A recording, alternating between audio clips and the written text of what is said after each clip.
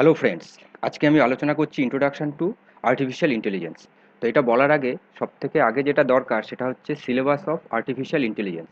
এই syllabus of artificial ইন্টেলিজেন্সটা আমি set করেছি আহ, বিভিন্ন কলেজ এবং ইউনিভার্সিটি লেভেলের যে কোশ্চেন্সগুলো হয় সেই কোশ্চেনের প্রায়োরিটির ওপর বেস করে আমি এই সিলেবাসটা সেট করেছি।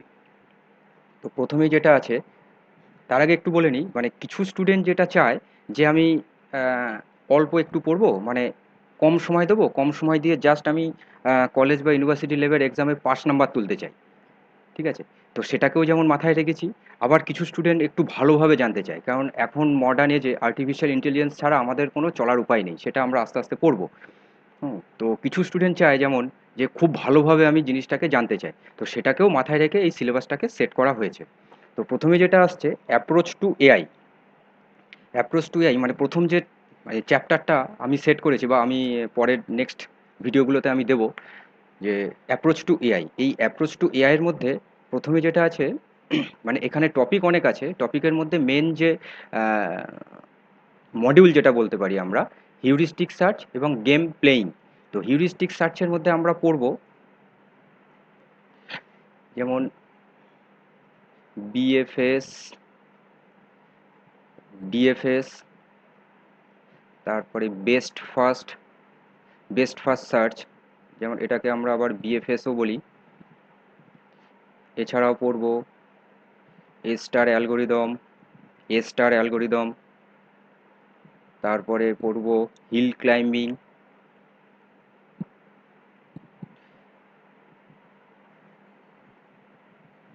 Hill climbing, simulated annealing. তো এতগুলো হিউরিস্টিক সার্চের মধ্যে আমরা এতগুলো পড়বো, প্রত্যেকটা ডিফারেন্স পড়বো, প্রত্যেকটা অ্যালগোরিদম পড়বো, এই অ্যালগোরিদমের রেসপেক্টে আমাদের কি প্রবলেমস আসতে পারে এক্সামে, সেটা আমরা পড়বো। তো অলরেডি আমরা ডেটা স্ট্রাকচারে এই বিএফএস বা ডিএফএস আমরা পড়ে এসেছি, তো তাও এআইতে একটু পড়তে হবে। আর এই চ্যাপ্টারটাকে যদি অ্যাকর্ডিং টু ইউনিভার্সিটি লেভেল বা কলেজ লেভেলের যে এক্সামস হয়, যে কোশ্চেন্স আছে সেই কোশ্চেনের রেসপেক্টে এই সিলেবাসটাকে বা এই চ্যাপ্টারটাকে আমি 5 স্টার দেবো। কারণ এখান থেকে মোস্ট অফ দ্য কোশ্চেন্স এখান থেকে আসে, মানে প্রায় 30 to 40% কোশ্চেন এখান থেকে আসে একটা কোশ্চেন সেটে। তো তারপরেই আসছে গেম প্লেয়িং। তো গেম প্লেয়িংয়ের মধ্যে যেটা মেন জিনিস আছে সেটা হচ্ছে মিনম্যাক্স অ্যালগোরিদম,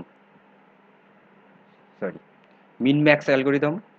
তারপরে আসছে alpha beta cut off.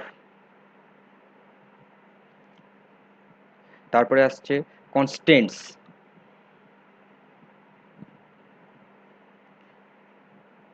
Constant satisfaction, যেটাকে আমরা বলছি ক্রিপ্ট অ্যানালিসিস। তো এই টোটাল চ্যাপ্টার থেকে আমাদের মাথায় রাখতে হবে যে 30 থেকে 40% কোশ্চেন্স আমাদের এই চ্যাপ্টার থেকে আসে।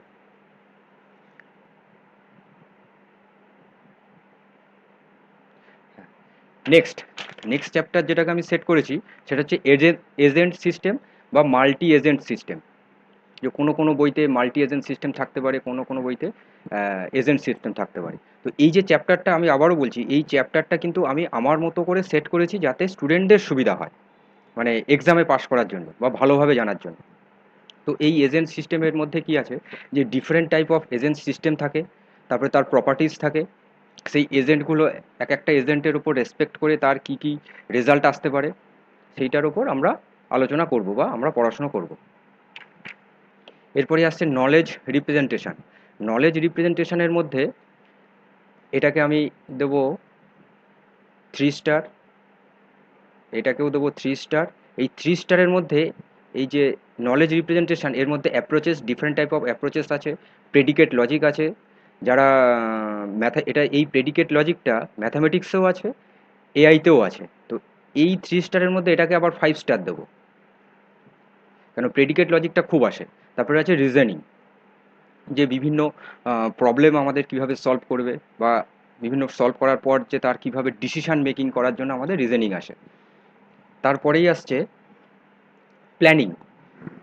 প্ল্যানিংয়ের মধ্যে ডিফারেন্ট টাইপ অফ প্ল্যানিং থাকতে পারে, তারপরে তার ওভারভিউ, হায়ারার্কিক্যাল এবং গোল স্ট্যাক, এই দুটো মেন জিনিস আসে, খুব আসে, এটা মেন জিনিস, এটাকে বলছি আমি 2 স্টার।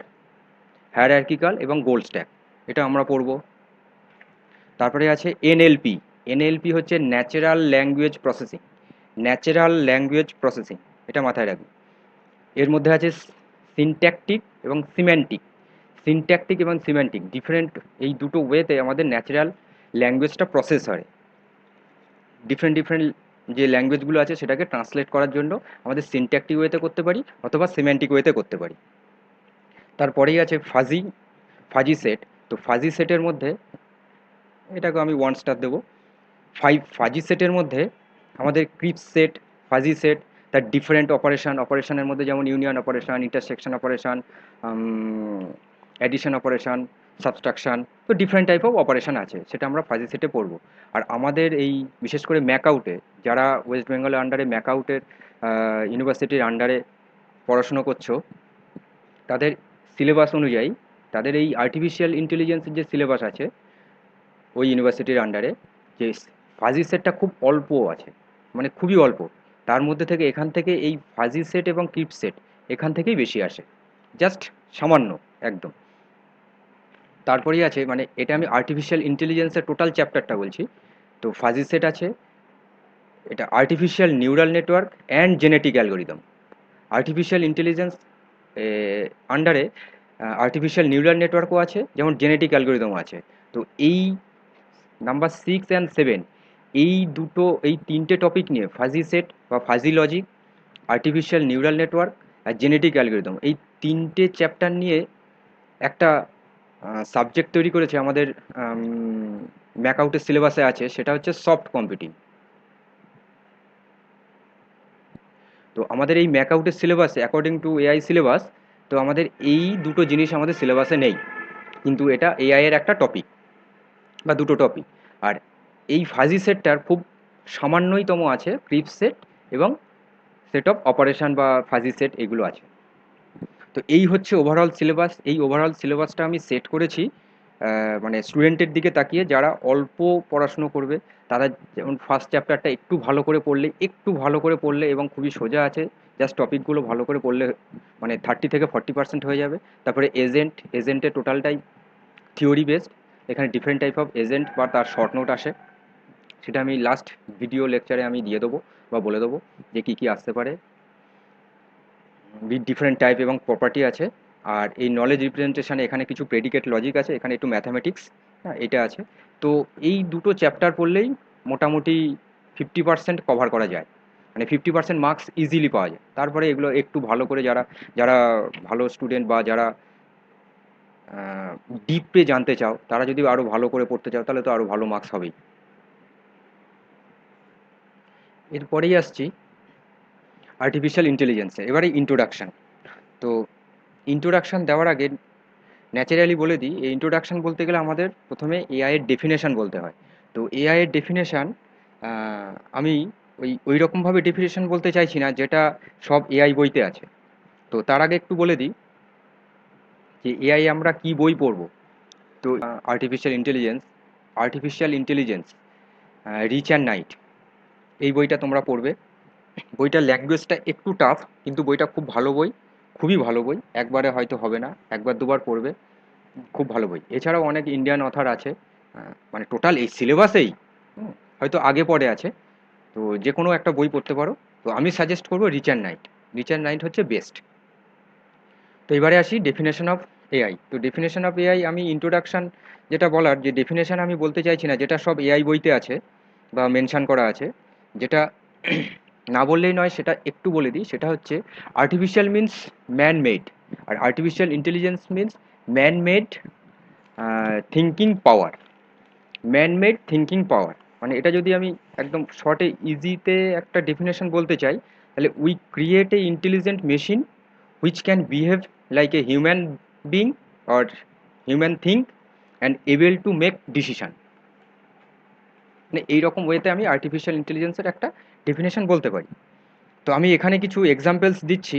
তো এক্সাম্পল দিয়ে বোঝাতে চাইছি যে ডেলি বেসিস যে আমরা ইউজ করি, তার উপর বেস করে আমি কিছু এক্সাম্পল দিচ্ছি। তো প্রথমে যেটা বলা দরকার সেটা হচ্ছে এআই ইভলিউশন কবে থেকে হলো। মানে ইভলিউশন বলতে গেলে আমরা বলতে পারি ডিউরিং সেকেন্ড ওয়ার্ল্ড ওয়ার, যেখানে প্রথম কম্পিউটার তৈরি হয়েছিল। আর সেই কম্পিউটারের বেসিক পারপাস ছিল মানে জার্মান কমিউনিকেশনকে ব্রেক করা। আর তাই এই কম্পিউটার তৈরি করার জন্য মানে সেই কম্পিউটার তৈরি করার জন্য স্যার অ্যালান টিউরিংয়ের মেজর রোল ছিল। অ্যালান টিউরিং বলতে গেলে উনি 1915-তে একটা কনফারেন্সে উনি পেপার পাবলিশ করেছিলেন। সেখানে উনি বলেছিলেন, can machine think, can machine think, মানে মেশিন কি মানুষের মতো ভাবতে পারে? আর এই কোশ্চেনের অ্যান্সার আমরা এখনো খুঁজছি। মানে বলতে গেলে আমরা একটা মানে যেটা বলতে চাইছি যে আমরা একটা মেশিন বানাতে চাইছি যেটা মানুষের মতো করে বিহেভ করবে, ভাবতে পারে এবং একটা ডিসিশন নিতে পারে, মানে একটা ডিসিশন দিতে পারে আমাদের। মানে একটা ইন্টেলিজেন্স সিস্টেম আমরা বানাতে চাইছি। যেমন একটা এক্সাম্পল, মানে রিয়েল টাইম এক্সাম্পল যদি বলি, যে গুগল অ্যাসিস্ট্যান্ট, যেখানে আমরা কিছু টাইপ করতে পারি বা কিছু বললাম, মানে স্পিচ কিছু বলে দিলাম, আমরা আমাদের কোয়ারি দিলাম স্পিচ দিয়ে বা কিছু টাইপ করে, সে কিন্তু সঙ্গে সঙ্গেই মানে অ্যান্সার দিচ্ছে উইদিন এ মিলি সেকেন্ড। আর আমরা যেটা বলছি সেটা লিখে দিচ্ছি। মানে এটা কিভাবে হয়, মানে আমরা যেটা বলছি সেটা আমরা লিখে দিচ্ছি বা বলে দিচ্ছি, মানে গুগল অ্যাসিস্ট্যান্ট কি করছে সেটা এনএলপিতে কনভার্ট করে। এনএলপি মানে ন্যাচারাল ল্যাঙ্গুয়েজ প্রসেসিং, সে কনভার্ট করে। তারপর সে মানে কনভার্ট করে সে একটা ভিতরে অ্যালগোরিদম চালায়, চালানোর পরে সে রেজাল্টটা সার্চ করে, সার্চ করে আমাকে আবার এনএলপিতে কনভার্ট করে আমাদের রিপ্লাই দেয়। মানে আর এটা ভাবার কারণেই গুগল যে খুব সহজে এটা করে ফেলছে। মানে গুগল কিন্তু মানে জিগাবাইট বা টেরাবাইট থেকে সার্চ করে না, মানে গুগল ডেটা হ্যান্ডেল করে মানে হেক্সাবাইট বা পিটাবাইট, মানে পিটাবাইট অফ ডেটা হ্যান্ডেল করে আমাদের সার্চ করে, মানে হিউজ ডেটা, মানে হিউজ অ্যামাউন্ট ডেটা থেকে আমাদের একটা ছোট্ট কোয়ারি সার্চ করে দিচ্ছে। এখানেই এআই অ্যালগোরিদম কাজ করে, মানে ব্যাকগ্রাউন্ডে। আর একটা এক্সাম্পল দেওয়া যেতে পারে, সেটা হচ্ছে স্মার্ট কার। মানে টেসলা কোম্পানি এখন বার করেছে আমেরিকাতে প্রায় মানে 50,000-এর ওপর এরকম কার বেরিয়েছে বা এখনও চলছে রানিং। সেটা হচ্ছে মানে স্মার্ট কার বলতে মানে উইদাউট ড্রাইভারে কার চলবে। মানে আমি গাড়িতে উঠলাম, গাড়িতে উঠে আমি আমার ডেস্টিনেশনটা সেট করে দিলাম, তো কার অটোমেটিক্যালি নিয়ে চলে যাবে কোথায় স্পিড বাড়াতে হবে, কোথায় কমাতে হবে, কোথায় সিগন্যাল আছে, কোথায় ব্রেক আছে, কোথাও সামনে যদি কোনো অবস্ট্যাকেল আসে কোথায় ব্রেক দিতে হবে, মানে সব অটোমেটিক্যালি সে করে নিচ্ছে। তাহলে আমরা মানে বলতে পারি যে আমরা এমন একটা মেশিন তৈরি করতে চাইছি যেটা মানে আমাদের মানুষের মতো ডিসিশন নিতে পারবে। সেটা ঠিক হোক বা ভুল হোক, সেটা মানুষের মতো করে নিতে পারবে। এবার যদি ভুল হয় সেটা তার উপর অ্যালগোরিদম দিয়ে আমাদের সেটাকে সেট করা হয়। আর এআই এখানেই কাজ করে, মানে যেখানে মানুষ এবং রোবট এর মধ্যে যে একটা গ্যাপ আছে সেই গ্যাপটাকে ব্রেক করে। এর পিছনে অনেক মানে এই গ্যাপটাকে ব্রেক করার জন্য এর পেছনে অনেক লার্নিং অ্যালগোরিদম আছে, সার্চিং আছে, সর্টিং অ্যালগোরিদম আছে, এছাড়া রিজনিং অ্যালগোরিদম আছে। তো এই এতগুলো জিনিস এর এই অ্যালগোরিদমের এর ভেতরে কাজ করে। তো আরেকটা যদি আমি এক্সাম্পল দিই রিয়েল টাইম, সেটা হচ্ছে ইউটিউব। মানে ইউটিউব আমাদের অনেক রেকমেন্ডেশন দেয়।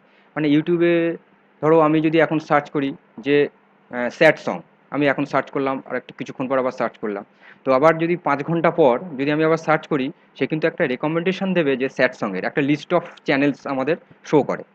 তারপরে ধরো আমরা যদি ইউটিউবে সার্চ করছি আমাদের সে কুমার শানু সংস, তো কুমার শানুর সংস আমরা সার্চ করলাম, সে কিন্তু পরের বারেই আবার কুমার শানুর সংসের কিছু লিস্ট আমাদের রেকমেন্ড করে বা সাজেস্ট করে। তো এটা পুরোটাই হচ্ছে মানে ব্যাকগ্রাউন্ডে কিন্তু এআই কাজ করে। মানুষের যে কী চিন্তাভাবনা করছে সেই চিন্তাভাবনা কিন্তু ইউটিউব সেটা ক্যাচ করে নিচ্ছে, ক্যাচ করে নিয়ে তারপরে আমাদের সেটা রিপ্লাই দিচ্ছে।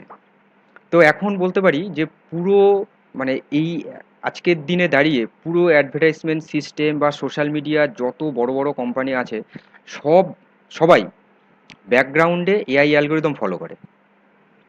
তাহলে পুরোটাই মানে তাহলে আমরা বলতে পারি যে মানুষের যে মানে বিহেভিয়ার সেটা টোটালটাই মেশিনের ওপর দেওয়া হচ্ছে, মেশিন সেটা মানুষের মতো করে কাজ করছে, মানে মানুষের বিহেভিয়ারের মতো কাজ করছে। তো এখানে বলতে গেলে টোটাল বলতে হয় যেটা ফার্স্টে যেটা আছে যে রিজনিং মানে রিজনিং মিন্স কিছু লজিক্যাল জিনিস। মানে যদি একটা রিয়েল টাইম এক্সাম্পল দিই, একটা লজিক্যাল জিনিস আমরা ভাবছি, যেমন একটা স্টুডেন্ট এক্সাম দেবে, এক্সামে সে একটা সাবজেক্টে 40% পেলে সে পাস করবে। সে এক্সাম দিল, রেজাল্ট বেরোলো, সে 60% পেয়েছে, তাহলে আমরা বলছি যে স্টুডেন্টটা পাস করেছে। তো এই জিনিসটা আমরা মেশিনে কীভাবে ইনকর্পোরেট করব? আমরা তো খুব সহজেই বুঝতে পারছি, কিন্তু মেশিনে ইনকর্পোরেট করার জন্যই আসছে এআই। এরপরেই আসছে যে লার্নিং। লার্নিং মিন্স মানে একজন মানুষ, মানে আমরা পাস্টে কী হয়েছিল, প্রেজেন্টে কী হচ্ছে, তার ওপর বেস করে আমরা ফিউচারে একটা ডিসিশান নিই। মানে আমরা মেমোরিতে স্টোর করে আমরা ডিসিশান নিই। সেই রকমই একই জিনিস, মানে পাস্টে কী হচ্ছে, একটা মেশিন পাস্টে কী হচ্ছে সেটাও স্টোর করবে, প্রেজেন্টে কী হচ্ছে সেটা স্টোর করবে, করে ফিউচারে ওই রকম যদি কোনো প্রবলেম আসে সেই প্রবলেমটা ওভারকাম করতে সুবিধা হবে, ওভারকাম করতে পারবে। এরপরে আসছে প্রবলেম সলভিং। তো আমাদের যে কোনো ধরনের আমরা প্রবলেম সলভ করতে পারি, কিন্তু সেই জিনিসটাই মেশিনকে ইনকর্পোরেট করা হচ্ছে, মানে একটা মানে এআই সিস্টেমকে আমাদের ইনকর্পোরেট করা হচ্ছে যে যে কোনো ধরনের প্রবলেম সলভিং সে করতে পারবে। আমরা মানে যে কোনো মানুষ চোখ দিয়ে, কান দিয়ে, নাক দিয়ে আমরা পারসেপ্ট করছি। পারসেপ্ট করার পর আমরা একটা মানে রেজাল্ট দিচ্ছি, মানে বা একটা ডিসিশান নিচ্ছি। যেমন ফর এক্সাম্পল আমরা যদি বলি, আমরা একটা রাস্তা দিয়ে হেঁটে যাচ্ছি, যে খুব গন্ধ বেরোচ্ছে, তো সঙ্গে সঙ্গে আমরা বলি হুম, খুব গন্ধ, তো সঙ্গে সঙ্গে আমরা একটা রিয়্যাক্ট করছি। তো সেই রকমই কনসেপ্ট আমরা মেশিনের ওপর ইনকর্পোরেট করব। তো এই টোটাল জিনিসটার ওপরই করা হচ্ছে এআই। তো আজকে এই পর্যন্তই। নেক্সট ক্লাসে আমরা নেক্সট টপিক নিয়ে আলোচনা করব। Thank you.